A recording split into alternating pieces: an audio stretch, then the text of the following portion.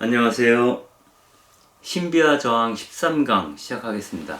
오늘 주제는 나 그리고 내가 버린 나입니다. 본래 나가 있고 나를 버리고도 남아있는 그 나는 과연 누구인가? 그것은 하나님의 뜻과 의지에 따라서 살아가는 나를 이야기하는 것이라고 볼 수가 있습니다. 우리가 신비주의로 간다라고 했을 때에는 나의 뜻대로 사는 것이 아니라 그분이 내 안에서 자유롭게 활동하시도록 내가 허락하는 삶을 살겠다 라고 마음먹고 그렇게 되어질 때 우리는 그 사람을 불러 신비주의자다 이렇게 이야기할 수 있을 겁니다. 오늘 이야기를 한번 진행시켜 보죠. 먼저 시몬 베유 얘기를 도로스 젤레는 하고 있는데요. 베유는 이렇게 얘기를 합니다. 나를 생각하는 것은, 나를 염려하는 것은, 나를 걱정하는 것은 내 몫이 아니라는 겁니다.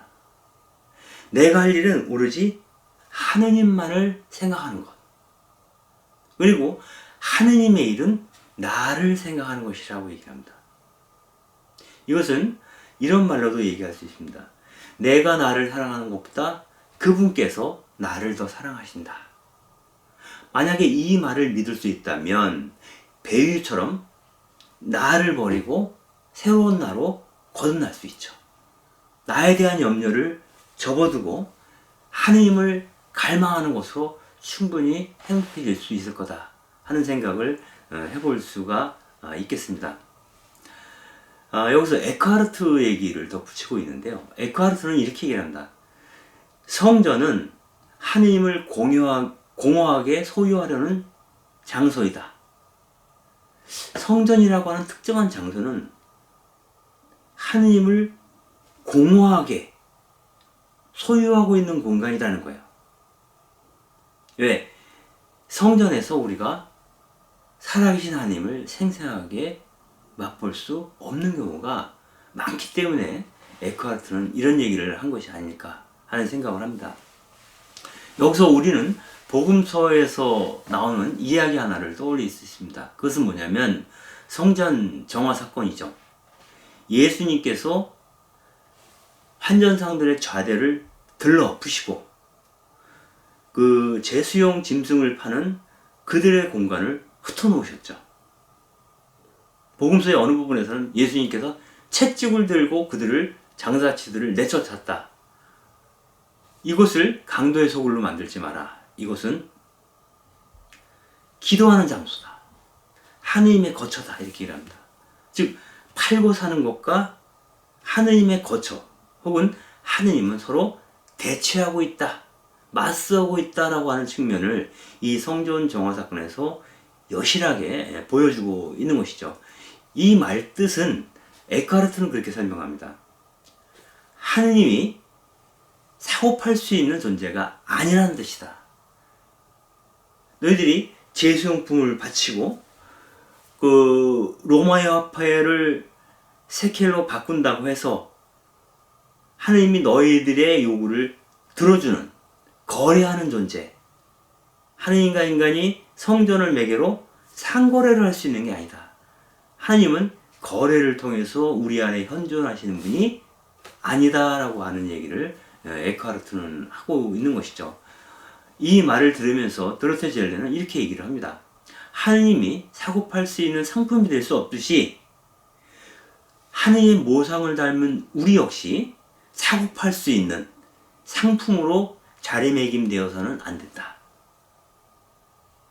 이 말은 너무나 당연한 말인 것 같지만 실제로 현실을 살아가는 우리들은 내 상품 가치를 높이기 위한, 내 부가가치를 높이기 위한 이걸 흔히 몸값을 높인다고 얘기하지 않습니까? 그러기 위해서 스펙을 쌓고 연마하는 그러한 사람들이 많이 있죠. 어쩌면 우리 자신도 그러하고요. 이렇게 강의를 하고 있는 저 역시 말은 하지 않지만 무의식안에서 그러한 경향성들을 따라가고 있는 것은 아닌가? 우리가 알게 모르게 우리 몸에 젖어든 것은 자본주의적 인간상이죠. 자본주의적 방식으로 우리 삶을 일구어내려고 하는, 그래서 그 부가가치를 획득하고자 하는 욕망, 그 욕망을 갖게 되는 것은 아닌가 하는 그러한 그 성찰적인 생각을 해볼 수도 있겠습니다. 그 십자가의 성료안의 경우에는 모든 것이 되려면 아무것도 취해서는 안 된다는 거예요.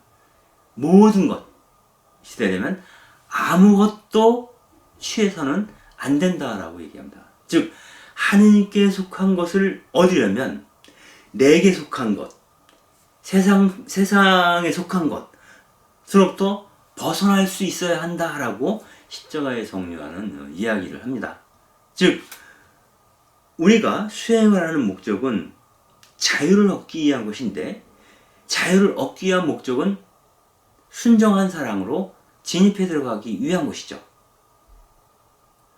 즉 우리는 나를 벌어야만이 사실상 자유를 얻을 수 있다라고 많은 신비가들이 이야기를 합니다. 이 십자가의 성료안 역시 나를 벗어야만 진정한 의미의 자유를 얻을 수 있고, 하느님 이외의 모든 것을 상대화시킬 수 있는 능력, 그것을 얻을 수 있다라고 얘기합니다. 하느님 이외의 모든 것을 상대화시킬 수 있는 능력, 그것은 곧 요한이 얘기하는 자유죠. 이런 사람들은 어디에도 얽매임이 없습니다. 어떠한 유혹에도 빠지지 않습니다. 이들에게 걸림돌이 될 수 있는 것은 없죠. 오로지 하느님만을 접속하려, 하느님만을 갈망하고 하느님 이외의 모든 것으로부터 늘어날 수만 있다면 우리는 진정한 의미의 자유를 얻을 수 있을 거다, 이렇게 얘기를 하는 겁니다. 그래서 십자가의 성료안은 이런 말을 합니다. 자유는 욕망에 지배되었던 마음, 욕망에 끄달리던 그 마음, 그런 노예의 마음으로는 자유를 얻을 수 없다. 그러한 자유는 그리스도 한 아들의 마음에 살아있다라고 얘기합니다. 그러므로 우리가 그리스도의 마음을 얻지 못한다면 그 자유 역시 얻지 못할 거다. 그래서 우리는 그리스도인이 누구인가라고 질문을 하게 되면, 그리스도인은 그리스도의 삶과 죽음과 부활을 따라 사는 삶이죠. 즉 예수님의 제자됨의 삶을 사는 것만이 우리가 그리스도에게 다가서는 것이고, 그리스도에게 다가서는 만큼 우리에게 본래적 의미의 자유가 주어질 것이고, 그 자유 안에서 우리는 마음껏 사랑할 수 있게 될 거다, 이런 얘기를 하는 겁니다.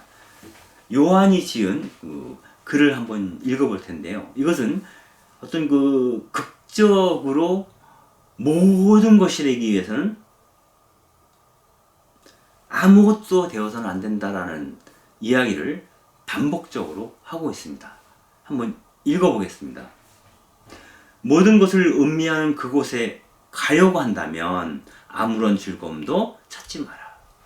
모든 것을 알 수 있는 그곳에 닿으려면 아무것도 알려고 하지 마라. 모든 것을 소유하려면 아무것도 가지려 하지 마라. 모든 것이 되고자 하는 그곳에 가려면 아무것도 되려고 하지 마라. 이렇게 얘기를 합니다. 이어서 조금 더 보죠. 네가 아직 즐기지 못한 것을 얻고자 한다면 네가 아무것도 즐기지 못하는 곳으로 가라. 네가 아직 모르는 것에 닿으려면 네가 아무것도 알지 못하는 곳으로 가야만 한다. 네가 소유하지 못한 것을 얻으려면 내가 아무것도 소유할 수 없는 그런 곳으로 가야만 한다. 네가 아무 존재도 아닌 것에 이르려면, 네가 아무 존재도 아닌 것에 이르려면, 즉 내가 나를 여의려면, 내가 나를 벗으려면, 나로부터 자유로워지기 위해서는 네가 아무 존재도 아닌 곳으로 가야만 한다. 그 샤를드 푸코 성인 같은 경우는 주변부로 가라고 얘기를 했어요. 모든 것의 끝자리에 앉으라고. 모든 것의 끄트머리에, 주변에 머물라고 얘기를 합니다. 그래서 샤를드 푸코는 그리스도인들이 거의 없는 무슬림 세계인 사막으로 가게 된 거고, 결국 거기서 외롭게 홀로 수행을 하다 죽임을 당하기까지 하죠. 샤를드 푸코는 아무것도 아닌 존재로 살아요. 신학을 공부했지만 사제라고 하는 기득권도 누리지 않죠. 결국 평수사로서 나자렛 시절의 예수님처럼 살고자 갈망했던 것이 샤를드 푸코의 전부였죠. 그런데 십자가의 성령 역시 바로 그 끄트머리로 가라, 주변으로 가라, 네가 아무것도 아닌 곳으로 가라고 얘기합니다. 그럴 때 비로소 우리는 나를 벗고 하느님에게로 갈 수 있다라고 이야기하는 거죠. 이건 다른 말로 권력이나 지식이나 소유, 그리고 자기 삶의 어떤 의미를 찾으려고 하는 노력 자체를 포기하라는 그런 요청하고 닿아 있습니다. 이것은 많은 사람들이 인생을 살면서 권력과 지식과 소유와 의미, 일종의 명예라고 볼 수도 있어요. 이름값을 얻기 위해서 부단히 노력하고 발버둥을 치죠. 그러다 보면 기성질서의 주류적 흐름을 탈 수밖에 없어요. 기성질서의 주류적인 흐름을 타지 못한다면 결코 그곳에서 성공할 수 없기 때문입니다. 권력도, 지식도, 재산도, 명예도 얻을 수 없다는 뜻입니다. 이 이야기를 듣다 보면 생각나는 게 있어요. 그 거창고등학교, 개신교의 어떤 그런 창립 정신에 따라서 설립된 학교죠. 거창고등학교.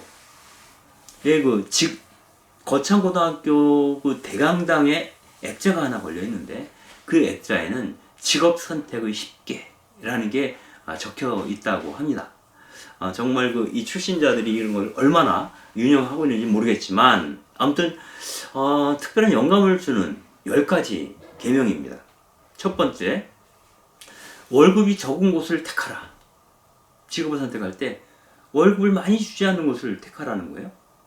네가 원하는 곳에 가지 말고 너를 필요로 하는 곳으로 가라. 그리고 승진의 기회가 거의 없는 곳을 택하라. 네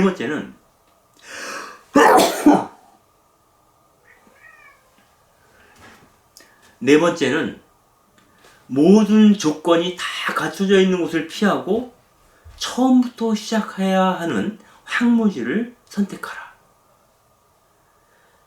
다섯 번째는 많은 사람들이 앞다퉈 가려고 하는 그러한 곳으로 가지 말고 아무도 가고 싶어 하지 않는, 가지 않으려고 하는 곳으로 가라. 여섯 번째는 장래성이 별로 없다고 사람들이 이야기하는 그곳으로 가라.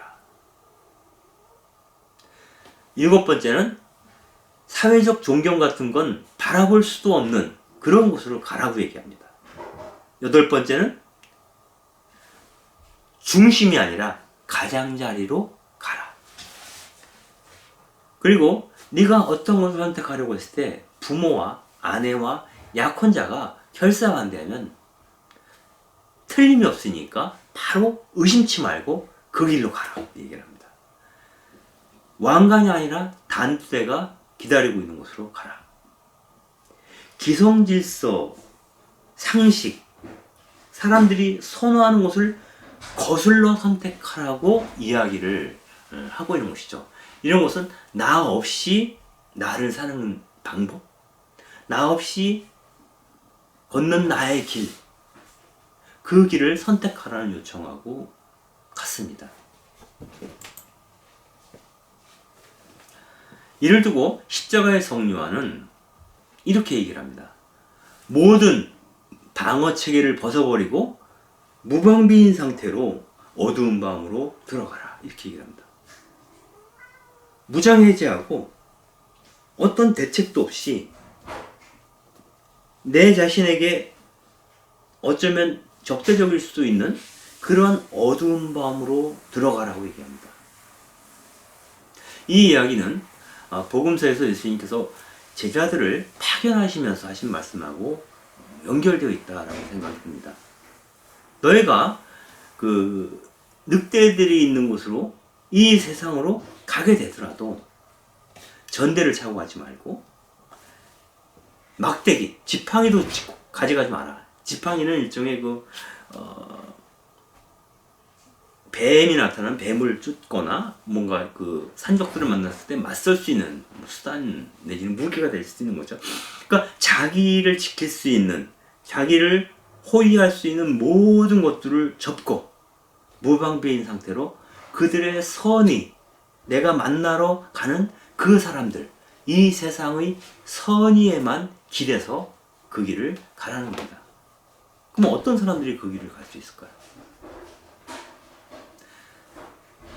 하느님에 대한 깊은 신뢰 안에 머물지 않는다면 그 길을 간다는 것은 굉장히 힘들겠죠.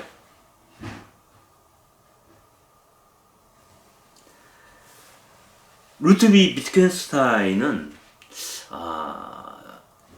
톨스토이가 쓴 그 복음서 요약본을 읽고 감명을 받아서 그 즉시 막대한 재산을 형제들에게 나눠주고 소박한 삶을 살기 위해서 하우바흐, 오테르탈 등의 그 산골을 돌아다니면서 초등학교 아이들을 가르쳤다고 합니다.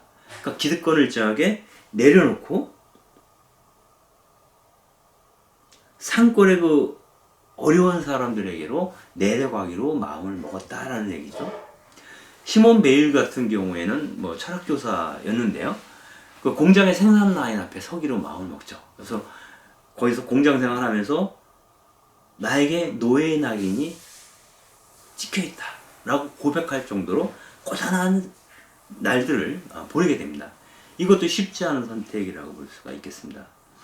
여러분들이 잘 아시는 알베르트 슈바이처 박사의 경우에는 원래 그 대단한 신학자였죠.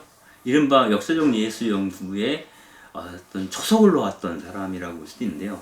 이분이 그 예수의 생애 연구사라는 책까지 썼죠. 근데 이런 대단한 신학자이고 또한 그 오르간 연주자로서 바울을 연구했던 음악가이기도 했어요. 신학자이며 음악가였던 이 사람이 아프리카의 원시림 속으로 들어가서 그 흑인들과 함께 생활하게 됩니다. 의사로서. 이것도 쉽지 않은 결정일 수가 있어요. 우리가 하나님을 만나기 위해서 광야나 사막으로 들어가는 운수자들을 보았지만 그 하나님을 만나기 위해서 사막이나 광야로 나아가지 않고 더 가난한 사람들, 더 궁핍한 이 세상의 가장자리로 나아간 사람들도 있다라는 생각을 해볼 수 있겠습니다.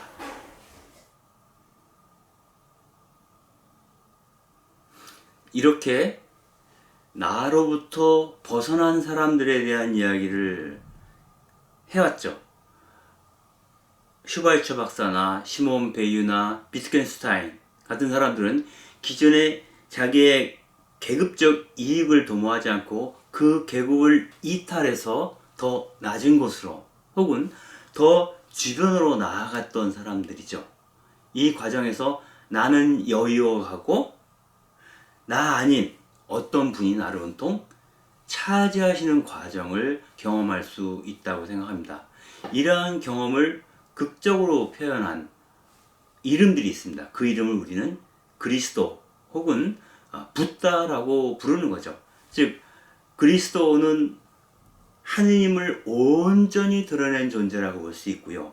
붓다라고 하는 것은 깨달음을 얻은 자, 정말 중요한 진리에 다가서기 위해서 무엇을 해야 하는지, 내 존재가 어떻게 성변화되어야 하는지를 알았던 사람, 아마 그런 사람을 우리는 붓다라고 부르는지도 모르겠습니다. 즉 나로부터 자유롭게 된 사람들을 부르는 이름이 바로 그리스도요, 붓다라고 말할 수 있습니다. 이를 두고 헬리나 웬 같은 영성가는 이렇게 표현을 했습니다. 우리는 그 영적인 성장 과정에서 유어 페인에서 더 페인으로 가야 한다라고 얘기를 합니다. your pain은 구체적인 나의 혹은 너의 고통이죠. 개별자로서 느끼는 어떤 고통입니다. 그것이 환경적 요인 때문일 수도 있고 여러 가지 자기 내면적인 어떤 그 갈등 때문에 발생할 수도 있겠죠. 이러한 그 내외적인 고통을 우리는 느끼는데 돌아보니 이 고통을 나만이 갖고 있는 고통이 아니라 이 고통은 많은 사람들이 비슷한 고통에 시달리고 있다는 것을 어느 순간에 깨닫게 됩니다. 그래서 인간의 실존적인 어떤 그 문제로 이 고통이 다가올 때 우리는 나의 고통에 부심하는 것이 아니라 고통 그 자체 혹은 이 세상의 편만에 있는 그 고통을 어떻게 해결할 수 있을까에 대해서 더 마음을 쓰게 됐죠. 그래서 일종의 수행을 하고 깨달음으로 나아가는 건데요. 예수님 같은 경우에는 광야에서의 유혹이라는 과정을 겪게 되죠. 그리고 세례 사건 때 더 큰 사랑에 들씌워지게 됩니다. 그래서 더 이상 나라고 할 만한 것이 없이 오직 그분 혹은 진리 혹은 깨달음만이 나에게 중요한 과제요 화두가 되어진 사람들이죠.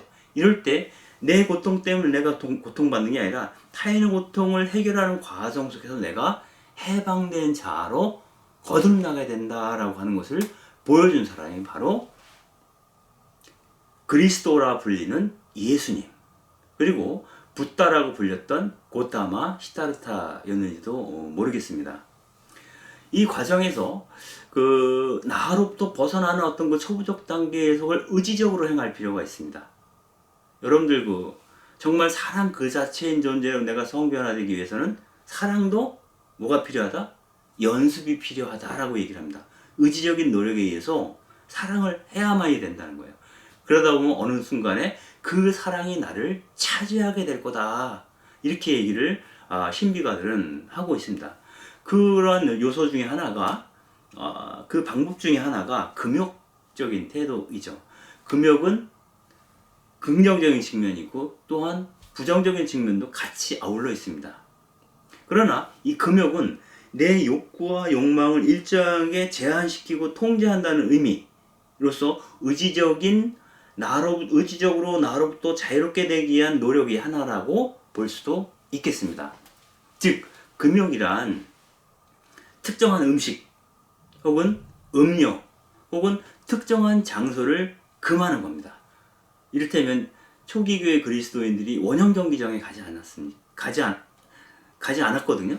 그럼 뭐냐면 원형 경기장에서 이루어지는 게 서로에 대한 적대감 속에서 죽고 죽이는 광경을 많은 사람들이 둘러앉아서 환호하며 보는 거죠. 아주 비인간적인 상황입니다. 또한 그 검사들이 원형 경기장에서 경기를 할 때 이 원형 경기장의 구체적인 이데올로기, 특정한 이데올로기는 바로 황제가 손을 치켜드느냐, 손가락을, 아니면 아래로 내리느냐에 따라서 검사들의 생사가 결정된다라고 하는, 즉 황제를 하느님으로 받아들일 것인가 말 것인가를 상징적으로 보여주는 공간이 바로 원형 경기장이었죠. 그럴 때는 의식적으로 원형 경기장에 가지 않는 겁니다. 초기 그리스도는 그런 차원에서 비로마인처럼 살았다라고 볼 수가 있겠습니다. 로마 체제의 한가운데에서 비로마인으로 산다는 것은 굉장히 고통스럽고 힘든 것이고 그 사회로부터 주변화되는 것이지만 그것을 기꺼이 기쁨 속에서 받아들였던 사람들이 곧 그리스도인이다 라고 이야기할 수 있겠습니다. 이 사람들은 의식적으로 이 세상으로부터의 고립, 그리고 자기 집을, 자기 주거지를 이 세상에 두지 않는 방식을 의지적으로 선택함으로써 특정한 공간과 시간, 사람의 얽매이는 습관으로부터 서서히 벗어나기 시작하는 것이죠. 이를 두고 십자가의 성령은 이런 얘기를 합니다. 항상 어려운 것을 찾아라. 결코 더 쉬운 것을 찾지 마라. 위로받을 수 있는 것을 찾지 말고 손해보는 것을 네 손에 잡아라. 무엇인가 요청하지도 원하지도 말아라. 어찌 보면 이게 가능해? 라고 생각해 볼 수 있겠지만 적어도 의지적인 어떤 그 초부적 단계에서 의지적인 노력의 하나로서 금욕은 굉장히 상당한 효과가 있었던 것으로 보입니다. 이러한 금욕적인 태도에 대해서 무조건 그렇다고 금욕적인 것은 좋은 거야, 누구나 다 여기에 참여해야 돼, 이렇게 얘기하는 것은 문제가 있습니다. 왜냐하면 하느님께서는 우리가 고통 가운데 있기를 바라시는 분이 아니라 우리가 기쁨 속에서 환히 자약할 수 있도록 내 삶이 나는 너무 좋아.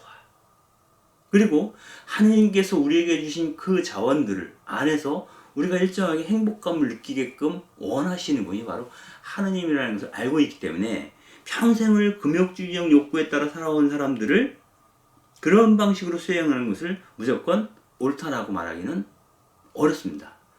그리고 때로는 금욕적이고 싶어서 고통받는 게 아니라 강요된 금욕도 있어요.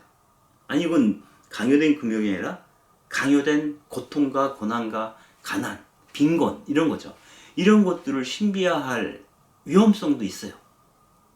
그래서 이렇게 질문을 하는 거죠. 사람들은 인간의 모든 욕망을 제한하고 길들이고 부정하는 게 옳은가? 옳지 않죠. 자연스럽지 않죠. 하나님은 우리로 하여금 맛있는 것을 먹을 수 있도록 하고 충분히 인생을 즐길 수 있도록 창조하였기 때문입니다. 우리가 갈증을 해소하고 필요할 때는 아주 달게 자고 추위를 막기 위해서 따뜻한 옷을 입고 몸을 따뜻하게 만드는 것이, 또 그렇게 욕구하는 것이 잘못된 건가? 그렇지는 않다는 거죠. 다만 어떤 사람들이 호의호식할 때 또 어떤 사람들은 굶주리고 추위에 떨고 있다는 현실을 잊어서는 안 된다는 겁니다. 그래서 그들의 고통에 대해서도 주목하기 위해서는 나 자신이 모든 것을 만끽하는 것, 적어도 수행의 초기 단계에서는 그러한 욕구와 욕망들을 일정하게 제한할 필요가 있다라고 이제 수행자들은 이야기를 하는 것이죠. 즉 금욕이라고 하는 것은 때로 육체의 욕망을 치유하고 또 성화시키는, 승화시키는 그러한 것이 될 수도 있지만, 때로는 그 지나친 금욕이라고 하는 것은, 자기에게 그런 것을 강요하는 것은 내 몸을 망가뜨리기도 합니다. 그런데 이 몸 역시 하느님께서 우리에게 선물로 주신 거죠. 또한 그 금욕을 우리는 전통적으로는 그런 게 있습니다. 육체와 정신을 구분하는 이원론 내각에서 정신이 육체보다 우월하다, 가치가 있다 라고 보는 그러한 이데올로기 내지는 그런 이원론을 옹호하는 결과를 낳을 수 있다는 거죠. 그래서 육체를 학대하는 이원론자, 금욕주의자들은 하느님께서 우리의 영만을 창조하신 것이 아니라 우리의 몸도 함께 기쁨 속에서 우리에게 주셨다고 하는 것을 잊게 만듭니다. 그리고 이것은 나아가 사회적으로 육체 노동을 하는 사람들을 천시하고 정신 노동을 하는 사람들을 우대하는 기품을 합리화시키는 그러한 결과를 낳을 수도 있죠. 또한 우리가 금욕주의에 빠져있는 사람들을 볼 때 대부분이 수행자들이죠. 이런 사람들은 동정인 남성이 주류를 형성하고 있습니다. 그래서 우리가 그 관상수도회 같은 데 가면 그 수도사들이 독방에 들어가서 면벽 수행을 하죠. 이것은 뭐 불교든 이슬람이든 뭐 그리스도교든 마찬가지인데요. 이런 사람들은 대부분 생활을 스스로 책임지지 않아도 되는, 어떤 사람들의 보호와 지원과 지지, 옹호 위해서, 아니면 그 서비스 위해서 어떤 그 금욕적 수행을 하고 있는 사람들이죠. 이런 사람들에게는 금욕이라고 하는 것이 일정하게 의미 있는 것으로 다가올 수 있겠죠. 그러나 당장에 임신하고 젖먹이를 키워야 하는 엄마에게 그러한 금욕을 요구할 수는 없는 거죠. 그래서 금욕주의가 언제 어디서나 누구에게나 타당하다, 바람직한 수행 방식이다 라고 말하기는 쉽지 않다 라는 생각을 해볼 수 있겠습니다. 그래서 어찌 보면 금욕이라고 하는 것은 지금 내가 누리고 있는 것을로부터 내가 떠나는 겁니다. 그렇다면 결국 금욕주의가 요청되는 사람들은 이미 충분히 갖고 있는 자, 이미 충분히 먹고 있는 자, 이미 충분히 누리고 있는 자, 그러한 사람들이 기존의 현실에 만족하고 거기에 머금음으로써 하느님에게 나아갈 수 있는 길이 차단되는 것을 막고 그 문을 열어 제치기 위해서는 기존에 자기가 누리고 있던 이 모든 조건으로부터 이탈할 필요가 있다. 그 첫 번째 의지적 노력이 하나가 금욕일 수 있겠다 라는 생각을 해볼 수 있겠습니다. 금욕주의가 갖고 있는 여러 가지 문제가 있음에도 불구하고 여전히 금욕적 태도가 특별히 그 풍요롭다고 하는 후기 자본주의 아니면 뭐 지금 그 초국적 자본주의를 살아가는 사람들에게는 더욱더 요청되는 가치일 수도 있어요. 적어도 초기적 단계에서는. 즉, 더 좋은 것을 먹도록, 더 좋은 자동차를 타도록, 더 좋은 옷을 입도록, 아니면 더 좋진 않아도 더 새로운 것, 끊임없는 욕망을 불러일으키는 광고 때문에 소비주의를 탐닉하고 있는 그런 사람들에게는 금욕적이라고 하는 것은 내 생활 방식을 정돈하는 차원에서 요구된다라고 볼 수도 있어요. 즉, 나의 삶을 단순화하는 거죠. 그리고 본질적이지 않은 것에 너무 많은 에너지를 주지 않도록 하는 거죠. 우리 삶에서 더 본질적인 것, 이를테면 내가 그들을 사랑할 수 있는가, 사랑하고 있는가, 사랑할 마음이 있는가, 그 사랑의 과정에서 내가 받는 상처를 나는 충분히 치유하고 있는가. 그래서 시몬 베유가 얘기했듯이 그럼에도 불구하고 나는 그들을 계속 사랑할 수 있는가. 이런 질문들이 더 본질적인 삶이 던지는 주제라는 생각이 들어요. 그러나 좀 더 맛있는 것, 좀 더 멋진 차, 뭐 이러한 어떤 소비주의에 입각한 이 비본질적인 것에 함몰되는 것을 일정하게 통제하고 스스로 의지적으로 제어하는 역할을 하는 것이 바로 금욕적 태도다라고 도로테 지올레는 이야기를 하고 있습니다. 즉, 가난이 몸을 망가뜨리고 영혼을 갉아먹고 우리 자신을 무감각하게 만들 수도 있다라는 거예요. 즉, 가난 자체를 신비화시킬 필요는 없다는 거예요. 너무너무 가난하면 인간적으로 무너질 수도 있습니다. 그런데 과도한 소유, 과도한 향락, 과도한 탐닉은 내 영혼을 잠식해서 그냥 이대로 충분히 좋아 이렇게 얘기를 하죠. 그리고 그로 인한 부작용 중에 하나가 그런 거 있습니다. 내가 많은 재산을 갖고 있어요. 너무너무 만족스러워요. 그런데 나도 알죠. 언젠가 내가 죽는다는 것을. 그렇다면 죽음 이후의 세계에 있어서도 저 세상에서도 이 복락을 누리고 싶은 욕망이 생겨요. 그럴 때 이 사람들이 쓰는 방법 중에 하나가 성당이나 교회나 사찰에 갖고 있는 재산의 일부를 계속 기부를 하는 거죠. 기부 자체가 뭐 나쁘다고 할 수 없지만 자기의 어떤 영적인 성장을 도모하는 것이 아니라 자기가 소유하고 있는 물건을 통해서 저 세상에서의 삶을 지금 내가 소유한 재산을 통해서 그것조차 살 수 있기를 희망하는 거죠.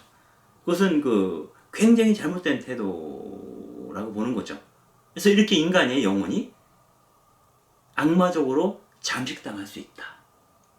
그리고 영적 성장에 도모하지 않음으로써 나의 나태함을 합리화시킬 수 있다. 이런 생각을 하는 것이죠. 즉, 영혼이 지속적으로 소비에 물들어 있다면 사물에 대한 감각적이고 집중적인 에로틱한 관계를 맺을 수 없다라고도 도로테 지올레는 이야기합니다. 즉, 물건이 너무 많으면 아이들이 매일 하루에 하나씩 새로운 인형을 사주는 부모가 있다면 그 아이는 그 인형 하나하나에 애착을 갖기 어렵습니다. 그래서 특별한 물건이 없어요. 이거 쓰고 내일은 또 새로운 물건을 만나게 되기 때문에, 새로운 인형을 만나기 때문에 어떤 그런 사물과의 어떤 직접적인 관계가 없는 거죠. 이를테면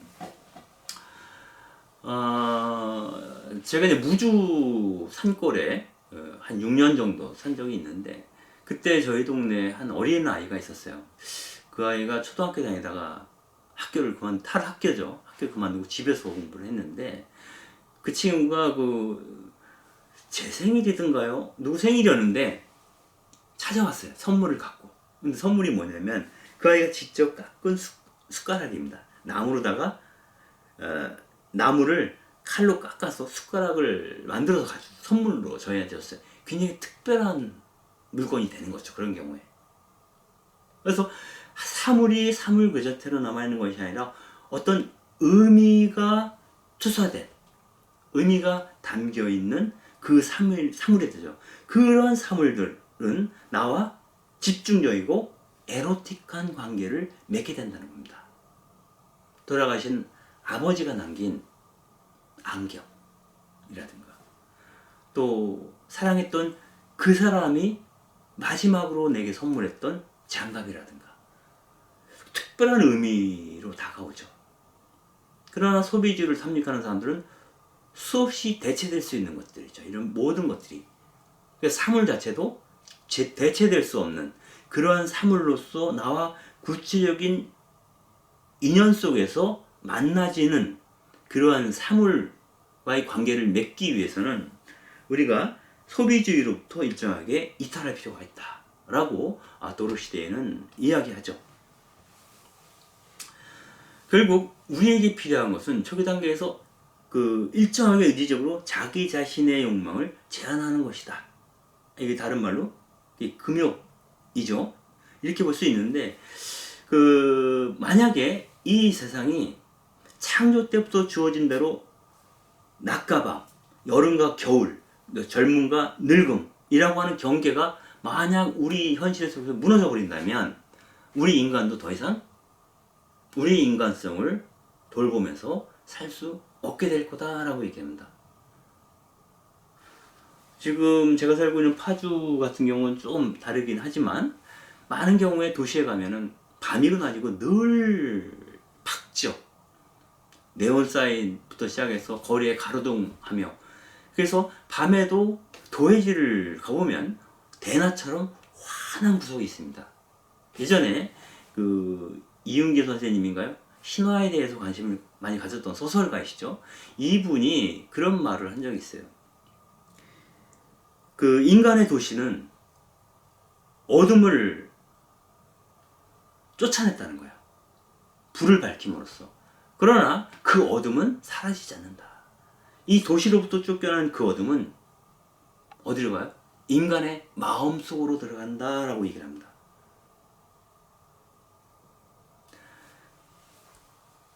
그리고 죽음이 없다면, 늙음이 없다면 지금 내가 누리고 있는 젊음, 내가 누리고 있는 활력, 내가 누리고 있는 이 생명력이 그다지 가치 있게 느껴지지 않겠죠. 그러면서 자기의 삶을 낭비할 수 있는 위험에 노출되게 됩니다. 그래서 이런 현실적인 욕구와 욕망으로부터 벗어나서 나를 내가 일정하게 제어할 수 있고 통제할 수 있다면, 즉 나를 버릴 수 있는 준비가 되어 있다면 내가 지금 느끼는 순간순간이 너무너무 아름답고 너무너무 소중한 것으로 새롭게 혹은 낯설게 혹은 경이로움안에서 바라보게 되지 않을까. 그 모든 것들을 내가 보고 있는 저 햇살과 내가 보고 있는 저 파르르 떨고 있는 그 나무와 저 물과 내가 지금 만나고 있는, 떠올리고 있는 그 사람이 너무너무 소중한, 그리고 작은 것 안에서도 아름답게 빛나는 것이라는 것을 새삼 거듭 깨닫게 되지 않을까 하는 생각을 해보게 됩니다. 그렇게 느낄 때 그러한 사물들이 나를 치유하고 나를 하느님 앞에선 자로서 경건하게 만들어줄 거다라고 도르시데이는 도로테 젤레는 이야기를 합니다. 여기서 그 다그 함마슐트라고 하는 그 스웨덴 출신의 제2대 UN 사무총장을 지내신 분의 얘기를 잠깐 소개하고자 합니다. 이분은 이런 얘기를 합니다. 나라고 하는 존재는 무관심한 판단과 의미 없는 표현과 기록된 업적으로 빚어진 위장되어진 옷을 입고 있다라고 얘기합니다. 나는 환경이 나에게 요구에 강요했던 그런 억압적인 외투 안에 나라고 하는 존재는 사실상 구겨져 들어가 있다. 나란 나의 실체를 그대로 온전하게 알몸으로 보여주지 못하는 거죠. 이 세상의 판단과 잣대와 명성 이런 것들이 나를 규정하고 있기 때문에 본래 나는 무너져 내렸다라고 얘기를 하는 겁니다. 그래서 그 모든 것으로부터 이 세상의 찬사로부터 이 세상이 나를 규정했던 그 껍데기들로부터 벗어나 그것으로부터 걸어 나올 수 있다면, 그래서 알몸이 된다면 절벽 위에서 아침 햇살이 돋는 것을 볼 때 그 장엄함을 다시 느끼게 되고 하느님이 쏟아주시는 그 신성한 빛 속에서 우리는 자유롭게 될 수 있지 않을까? 라고 다그 함마슐트는 이야기를 합니다. 그렇게 되면 한 존재 안에 나는 또 다른 의미의 한 존재가 된다. 하느님의 큰 그늘 아래에 있는 하느님의 소중한 모상이 된다는 겁니다. 그러한 삶으로 나가는데 걸림돌이 되는 나 자신으로부터 나와서 사실상 진정한 의미의 내가 갈망해왔던 내 마음의 깊은 곳으로부터 내가 태어나기 전부터 갈망해왔던 그분에게로 갈 수 있지 않을까? 그분을 만날 수 있지 않을까? 그분의 일부로 내가 남은 생애를 살 수 있지 않을까? 하고 다그 함마슐트는 이야기하고 있는 것입니다. 이어서 이런 얘기도 합니다. 평화를 네가 원한다면 그러한 일들은 나의 사적인 세계로부터 시작되어야 한다. 거창한 대의명분은 어떤 걸 하는 것도 좋지만 그 시작은 구체적인 나의 사적인 세계로부터 시작되어야 한다는 거죠. 우리가 통상 진보적인 견해를 갖고 있는 사람들은 파시즘에 대해서 굉장히 적대적이죠. 이 파시즘에 대해서 문제 삼고 있지만 내 안에 그런 파시스트적인 요소가 없는가? 이것을 먼저 살피는 데서부터 파시스트를 향한 저항이 시작될 수 있어야 한다라고 다그 함마슐트는 얘기하는 것 같습니다. 이런 얘기를 하죠. 사람을 위하여 두려움 없는 세상을 만들려면 사람들을 위해서 서로가 서로를 두려워하지 않아도 되는, 적대적이지 않아도 되는 그런 세상을 만들려면 우리 자신이 먼저 두려움이 없어야 한다. 정의로운 세상을 만들려면 우리가 먼저 정의로워야 한다. 만약 우리가 소유하려는 마음, 무엇인가 손에 쥐려고 하는, 그 집착하려고 하는 그 마음으로부터 자유롭지 않다면 우리는 어떻게 자유를 위해서 싸울 수 있겠는가? 라고 묻는 겁니다. 만약 우리가 그렇게 준비되지 않았다면 어떻게 다른 사람들에게 이 대의를 위해서 헌신하도록 요청할 수 있겠는가? 유엔 사무총장의 입장에서 나로부터 바로 그 함마슐트의 자기의 어떤 그 과업이 있죠. 유엔 사무총장. 그 과업을 실행함에서 그 시작을 나를 변화시키는 것으로부터 시작하겠다라고 마음 먹었다라고 하는 차원에서 본다면 다그 함마슐트는 굉장히 특별한 사람이었던 것 같습니다. 여기서 그 기존의 자기 계급으로부터 묵은 자아로부터 충분히 벗어나 새로운 지평을 일궈서 갈망했던 가장 대표적인 사람 중에 하나, 러시아의 대무도이며 귀족이었던, 그러나 농민 속으로 들어가고자 했던 그들 가운데 한 사람이 되고자 희망했던 사람이 있었죠. 바로 레프 톨스토이입니다. 예, 레프 톨스토이에 대한 이야기를 해보겠습니다. 이 사람이 자기 삶에 대해서 근본적인 회의를 느끼기 시작했던 것, 그리고 새로운 삶을 탐색하기 시작했던 나이는 50이었다고 합니다. 결국 그때 만난 것이 복음서의 그 산상설교였죠. 가난한 사람은 행복하다. 너희는 하늘나라의 주인이 될 것이다. 지금 배고픈 사람은 행복하다. 너희들은 배부르게 먹게 될 것이다. 지금 슬퍼하는 사람은 행복하다. 너희는 위로를 받을 것이다.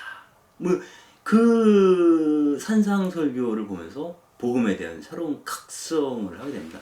그리고 자기가 그동안 누리던 그 기득권을 포기하지 않고서는 닿을 수 없는 길에서 하나님을 만나야 한다 라고 생각을 한 거죠. 그리고 귀족이자 대문호이자 특권 계급의 한 구성원으로서의 자기를 놓고 새로운 세계로 진입해 들어가야 한다고 하는 생각을 톨스토이가 하게 됩니다. 자기가 전 생애를 거쳐서 소유하고 있었던 여가, 시간이죠. 지식과 힘, 재산이죠. 이 모든 것들은 바로 러시아 민중들의 피와 땀과 눈물이 만들어낸 것이다 라는 것을 이때 비로소 깨닫게 됩니다. 그래서 내가 민중들에게 빚지고 있다는 거예요. 그들의 피와 땀과 눈물에 의해서 내가 이 지금 호의호식, 이 명성을 누리고 있다는 것을 깨닫고 괴로워하기 시작하는 거죠. 그래서 결국은 그 자신이 소유했던 영지를 포기하고 농민들에게 그 농토를 나눠주게 되죠. 그리고 본인은 농민복을 입고 농민처럼 살기를 희망합니다. 그래서 결국은 가족들의 만류에도 불구하고 오막살이에 응거하면서 생활하려고 하죠. 그래서 농민복을 입고 신발을 기우면서 생활을 하게 됩니다. 물론 그 기간이 길지는 않았지만 이러한 시도 자체가 이 사람의 영적 각성에 굉장히 중요한 촉매로서 역할을 했던 것 같습니다. 아울러 톨스토이는 자기가 지은 책의 그 저작권을 포기를 했는데, 이것은 이제 누구든지 내가 지은 책을 마음대로 읽을 수 있도록 열어놓은 것이죠. 요즘은 이것을 카피레프트라고 얘기하는데, 아마 또 카피레프트 운동의 시작은 레프 톨스토이로부터 시작되지 않았는가. 그러니까 자기가 소유한 기득권 모든 것을 민중에게 돌려주고자 희망했던 사람, 그리고 그 민중의 한 사람으로 살고자 갈망했던 사람이 바로 톨스토이라고 볼 수 있겠죠. 그는 산상수훈에 따라 살면서 폭력에 의존하지 않는 저항을 주장하게 됩니다. 그 베드로에게 칼을 벌으라 잡혀가 연행당할 때 칼로 그 대사제의 종의 귀를 자르잖아요. 베드로가 칼을 거두라고 얘기하죠. 그래서 이 세상은 칼로 바꿀 수 없다라는 것을 알게 되는 거죠. 이 톨스토이가. 즉 완력으로 권력에 저항하지 말고 말과 가르침으로 저항해야 하며, 인내하는 신과 내가 가진 그 신념으로 저항해야 된다는 거지. 이 톨스토이의 정신이 간디나 마틴 루터 킹, 도로시 데이 이런 사람들과 나중에 연결되게 되죠. 이러한 방식으로 폭력적 집단의 저항함으로 인해서 폭력을 통해서 세상을 지배하고자 하는 권력 집단, 짜르 체제가 되겠죠. 그리고 기존의 교회. 교회 역시 적어도 톨스토이가 볼 때는 교회가 이 세상과 다르지 않은 계급사회라고 하는 것이고, 그 계급적 권력을 통해서 그 가난한 민중, 가난한 평신도들을 통제하고 지배하는 집단이라고 보는 거죠. 그들로 하여금 나의 헌신을 통해서, 나의 나없음을 통해서, 나의 것을 내어주는 그 용기를 통해서 부끄럽게 만들어야 한다는 거죠. 이처럼 톨스토이는 기존의 계급을 버리고 러시아 민중을 보호하기 위해서 나섰던 사람의 상징처럼 러시아 사회에서 알려지게 됩니다. 그는 전쟁을 반대하고 짜르 체제에 저항하고 지지 제도를 거부하며 교회 성직자들을 비판하게 됩니다. 나이 쉰이 되어서 이러한 어떤 실존적인 고민들에 쌓여있던 톨스토이가 방황하면서 많은 성직자, 러시아 정교회 시민들이겠죠. 이 사람은 뭐 타고난 귀족이기 때문에 만나고자 한다면 누구든지 만날 수 있죠. 그런 사람들을 만나 수도원에도 찾아가 보고 했지만 그 종교적인 옷, 법이 이 수단을 입은 그러한 그 고위 성직자일수록 정말 저 사람이 신앙이 있는 거야?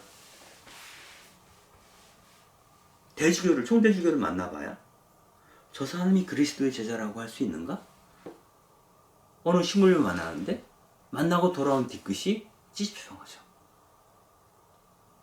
사제들에게서, 성직자들에게서, 수도자들에게서 톨스토이는 어떤 신앙의 근거를 발견하기 어려웠다라고 하는 거죠. 왜냐하면 그들이 미사 때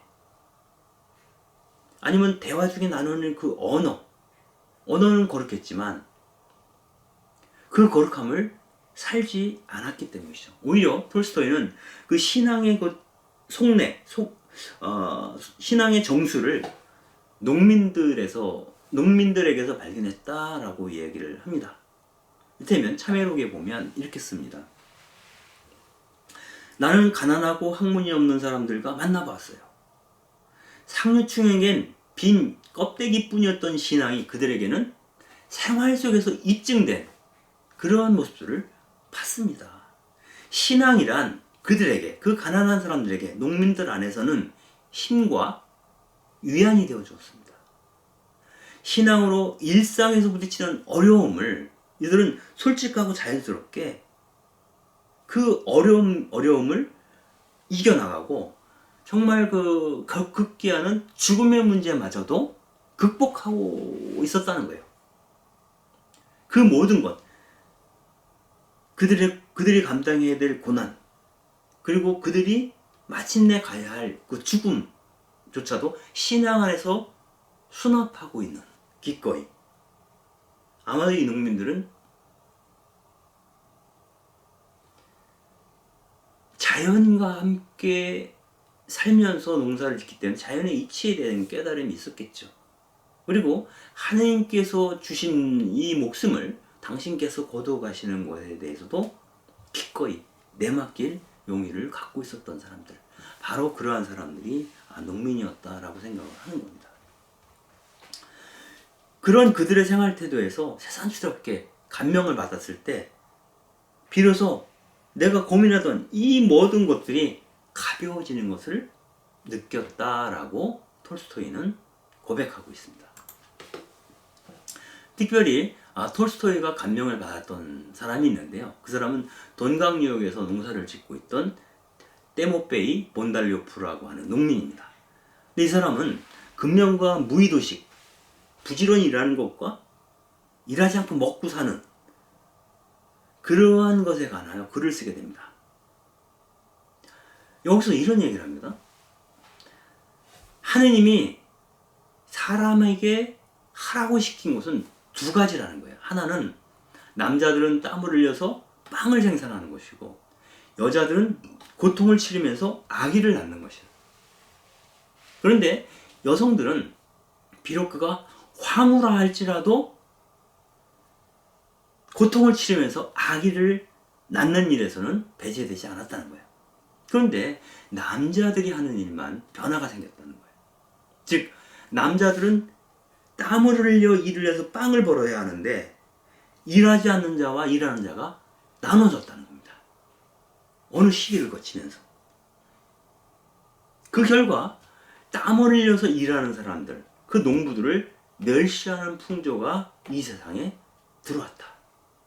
그 사람들은 돈으로 빵을 산다는 거예요. 자기가 직접 노동을 통해서 빵을 만드는 게 아니라 돈으로 빵을 사는 거죠. 그러니 이들에게는 돈만 있으면 되고, 그 결과 하느님께서 하라고 당부했던 그들에게 그 일을 회피하기 위해서 온갖 수단 방법을 다 쓰게 됐다. 즉 돈만 벌면 되는 거죠.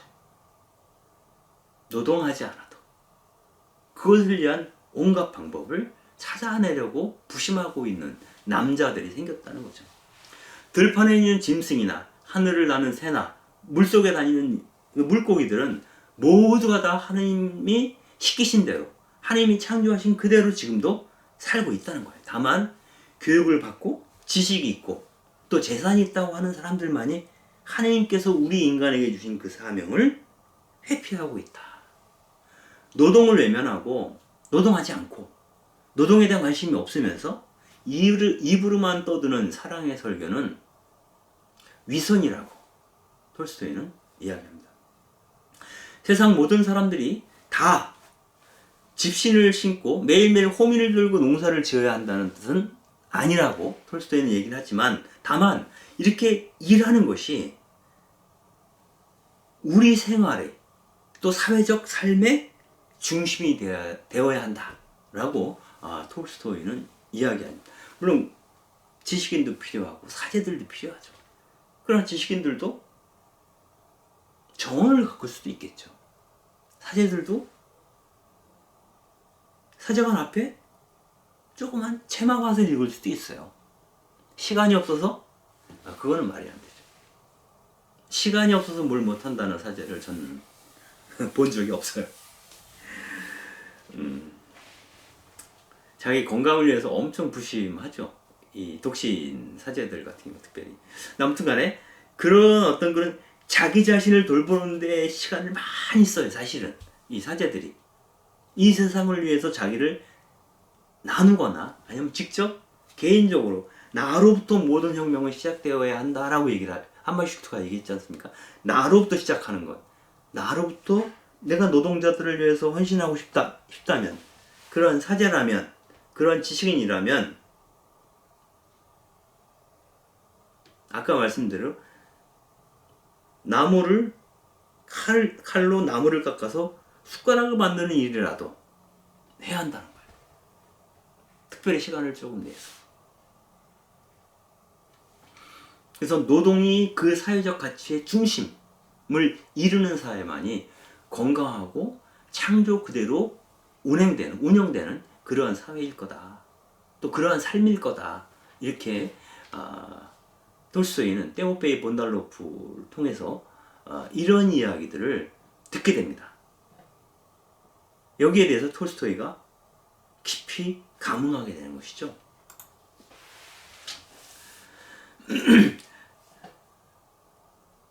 이런 얘기를 합니다. 톨스토이는 그 본달로프의 글을 읽고 나서 많은 노동자들이 쓰레기를 나르거나 뒷간 청소를 하는 것은 부끄러운 게 아니다. 오히려 동포들에게 그것들을 나르도록 뒷간통과 쓰레기통을 채우는 것이 부끄러운 일이다. 허름한 신발을 신고 손님 옆에 가는 것이 부끄러운 게 아니라 신발 없는 사람 옆을 고급 구두를 신고 손님으로 지나가는 것이 부끄러운 일이다. 외국 사정이나 최근에 뉴스에 대해서 모르는 게 없는 게 그러한 소식에 대해서 모르는 것이 부끄러운 게 아니라 더러운 손을 가지고 있는 것이 그런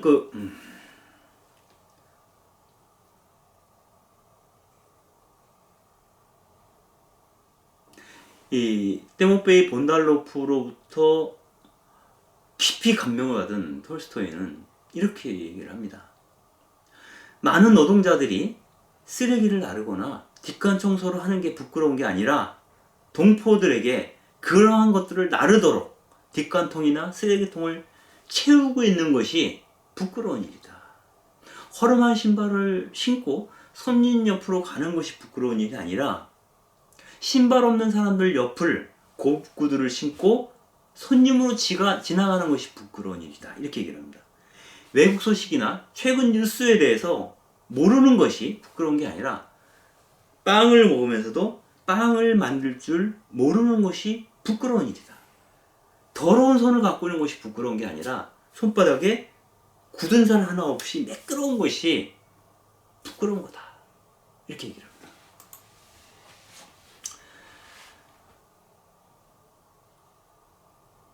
톨스토이가 깨달은 것은 신앙의 본질에 대한 것이고, 신앙의 본질을 들여다보니 그 신앙의 본질은 가난한 농민들 속에서만 생생하게 살아 있었다라고 하는 것입니다.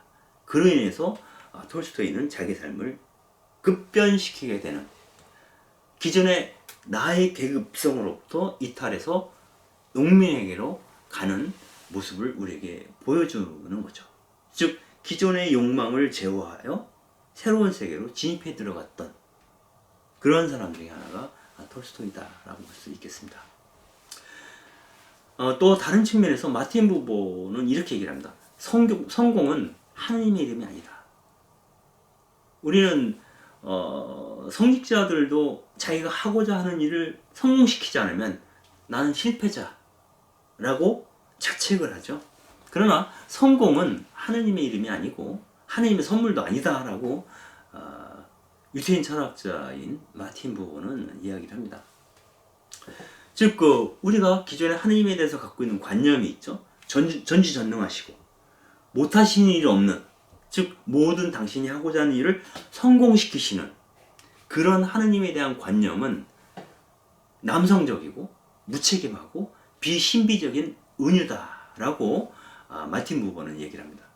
저항적이고 연대적인 행동에 참여하는 마지막 기준, 우리가 이 세상을 변화시키서 투쟁하고 연대하는 그 마지막 기준은 성공이 아니라는 겁니다.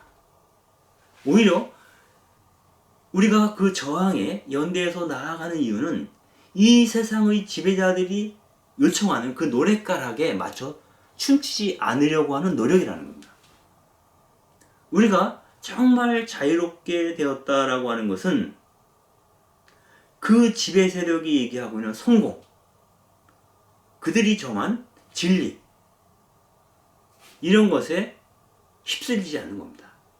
그래서 하느님의 뜻과 그들이 얘기하는 성공이 다른 차원이다라고 하는 것, 성공과 하느님과의 관계를 수정하는 것, 기존의 관념을 바꾸는 것, 그것이 우리에게 요청된다는 겁니다. 이를테면 그 카톨릭 일꾼 운동에 오랫동안 몸을 담았던 아몬 헤네시에 관한 일화가 있습니다. 여기서 굉장히 특별한 얘기를 합니다. 성공이 하느님의 이름이 아니다 라는 것을 얼핏 느끼게 하는 일화입니다. 즉 메카시 선풍이 불던 70년대 80년대 70년대의 미국에서는 소련을 우리 주적 개념 얘가 좀 가끔 나오는데 적으로 삼았죠. 그래서 소련이 언제 침공이 올지 모르니 방공훈련을 해야 된다. 우리도 70년대 유신 체제에서 방공훈련 했었죠. 사이렌 울리면 이렇게 학교에서 공부하다가 책상 밑으로 들어가고 막 그랬지 않습니까?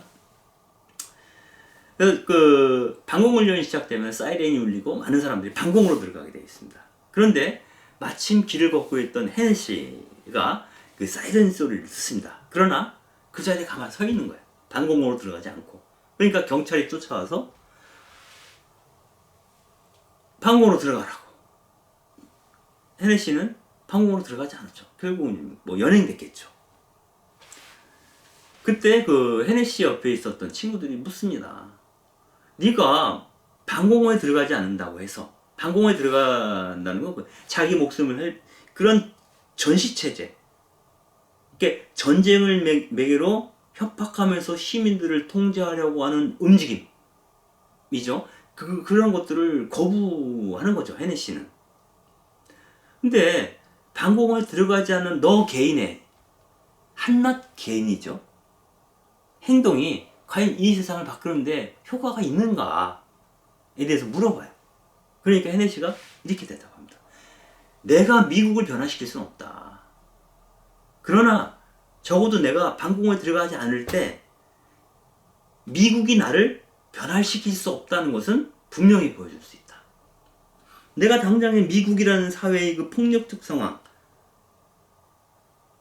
그것을 바꿀 수는 없지만 내가 국가 체계의 명령을 거부함으로 해서 미국이라는 나라가 나를 바꿀 수 없다는 것을 보여줄 수 있는 게 아니냐. 모든 혁명은 나로부터. 그 얘기를 하고 있는 거죠. 즉 성공과 상관없이 내가 하나님의 뜻에 따라서 그것이 이루어질지, 내가 바라는 바가 이루어지지 않을지 모르지만 그 뜻에 따라서 그 길을 그럼에도 불구하고 걷고 있는가를 나 스스로에게 묻고 있는 것이죠. 요 사진에서 요 보니까 아몬 헤네시죠.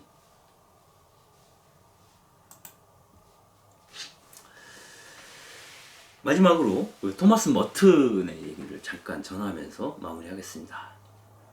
예, 토마스 머튼이 그 머튼의 그 평전을 쓰기도 했던 짐 포리스트, 이 짐 포리스트든 머튼이든 둘 다 카드릭 워커 운동하고 상관이 있습니다.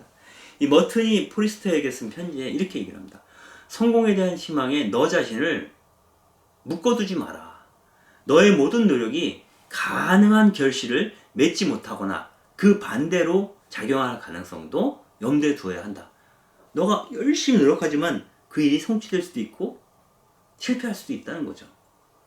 당신이 이러한 일이 익숙해지면, 그런 것을 염두에 두지 않고도 그럼에도 불구하고 그 일을 계속 하는데 익숙해지면 당신은 점차 무엇이 더 가치 있는 것인지, 무엇이 더 옳은 것인지, 그리고 당신이 하는 일이 정말 진실한 것이 되기 위해서 노력할 수 있도록 그렇게 만들어준다는 겁니다. 즉 성패에 연연하지 않을 때 우리는 옳은 것, 가치 있는 것, 진실에 가까운 곳에 더 집중할 수 있게 된다는 거예요. 그리고 그 결과는 조금만 신경 쓰게 된다는 거예요. 즉 결과에 대해서조차 자유로워진다는 거죠. 그것을 이루시는 분은 어찌 보면 그분이시다라고 믿고 나는 나에게 주어진 일을 할 뿐이죠. 이거야말로 나 없이 내 일을 하는 것일 수도 있어요. 나 없이, 보상 없이, 나의 존재감을 드러냄 없이 내 안에서 그분이 활동하시도록 내가 허락하는 것일 수 있겠다라는 생각이 듭니다. 여기서 마지막으로 도로트 젤레는 이렇게 얘기를 합니다. 나를 버리고 가는 그 신비주의는 우리 세계에서 패배할 때에도 우리가 하느님과 함께 동행하는 것을 도와준다.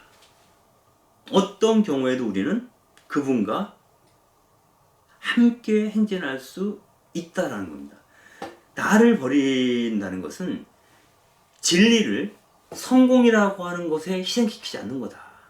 우리가 정말 자유롭게 된다는 것은 성공을 마지막 범주로 여기지 않는다는 것을 의미한다. 여러분, 이 신비저항 강의에서